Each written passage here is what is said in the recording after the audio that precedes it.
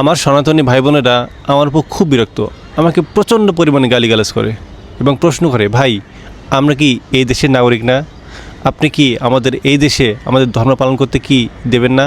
এই দেশে কি মন্দির প্রতিষ্ঠা করা কি অপরাধ? না ভাই, অপরাধ না, যে যার ধর্ম অবশ্যই পালন করবে। কিন্তু আমি দুইটা জিনিসের বিরুদ্ধে অবস্থান নিয়েছিলাম। প্রথমত হরিদাসের বিরুদ্ধে, কারণ হরিদাস সে প্রচণ্ড পরিমাণে একটা ধূর্ত লোক এবং একজন প্রতারক।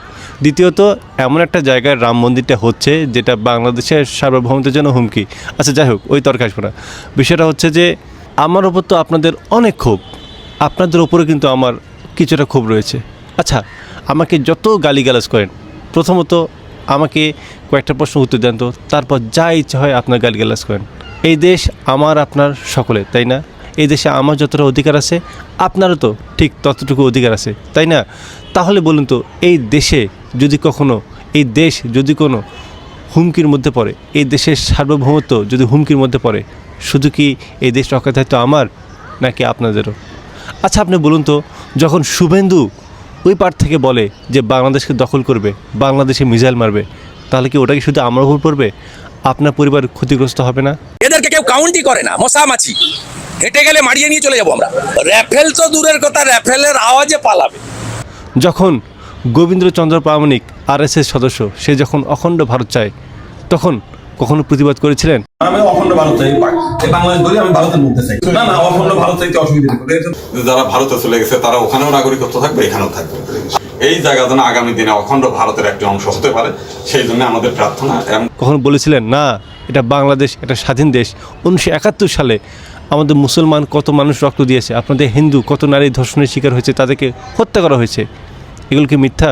এরপর ভারত থেকে বিভিন্নভাবে হুমকি ধামকি দেওয়া হয়। এই যে ময়ূখ রঞ্জন, সে তো বারবার শুধু বলে চট্টগ্রাম দখল করব, রংপুর দখল করব, সিলেটকে আলাদা করব।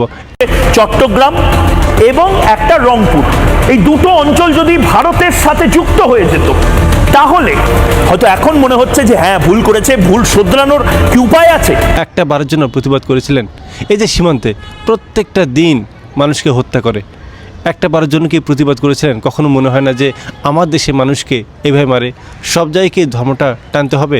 এই যে সীমান্ত দিয়ে কত মাদক, কত চোরা কারবারি ঢোকে, এই মাদকের ফলে আমরাও ক্ষতিগ্রস্ত হই, আপনারাও ক্ষতিগ্রস্ত হন না আপনারা? তাহলে কখনো প্রতিবাদ করেছিলেন?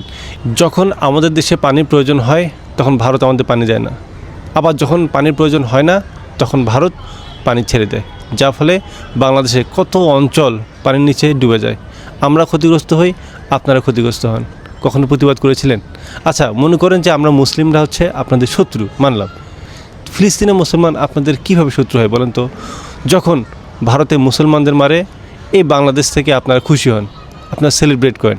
যখন ফিলিস্তিনে মুসলমানদের মারা হয়, আপনারা বলেন কি, ইসরায়েল তোমরা এগিয়ে যাও, আমরা তোমাদের পাশে আছি, আপনার হাহারি একদেন। কত ধরনের ভাই, খুবই কষ্ট লাগে। এই জন্য ওই ধরনের পোস্ট দেখলেই এড়িয়ে যায়। কারণ যখন দেখবো যে আমার বাংলাদেশে কোনো একজন হিন্দু ব্যক্তি ওখানে হাহা দিছে বা ইসরায়েলের পক্ষে কথা বলছে, আমার খুব কষ্ট লাগবে, তাদের প্রতি একটা খারাপ মনোভাব চলে আসবে। আমি দেখি না, আমার সত্যিও অনেক খারাপ লাগে। তাহলে সাম্প্রদায়িক সম্প্রীতি রক্ষার দায়িত্ব কি শুধু কি আমাদের, আপনাদের না? আপনারা জানেন যে বাংলাদেশে এমন কিছু জায়গা আছে যেগুলোতে গরু জবা নিষিদ্ধ। কারণ কি? সাম্প্রদায়িক সম্প্রীতি রক্ষা করতে হবে। তাহলে সাম্প্রদায়িক সম্প্রীতি যদি রক্ষা করতে হয়, তাহলে ওই জায়গায় রাম মন্দির না করে অন্য জায়গায় করলে আপনাদের সমস্যা কি বলেন? ওখানে যে করতে হবে এমন কোনো যুক্তি আছে? তারপর এই হরিদাসের বিরুদ্ধে কথা বলে আপনার ইচ্ছা মতো আমাকে গালিগালাজ করেন। এত কিছু পড়ার পরেও যদি মনে করেন যে আমার কথার মধ্যে কোনো অযৌক্তিক আছে বা আমার কোনো অপরাধ আছে, আপনারা ইচ্ছা মতো গালিগালাজ করতে পারেন, কিন্তু আমি আপনাকে গালিগালাজ করবো না। আমি এতটাও ভাই নিচে নামতে চাই না।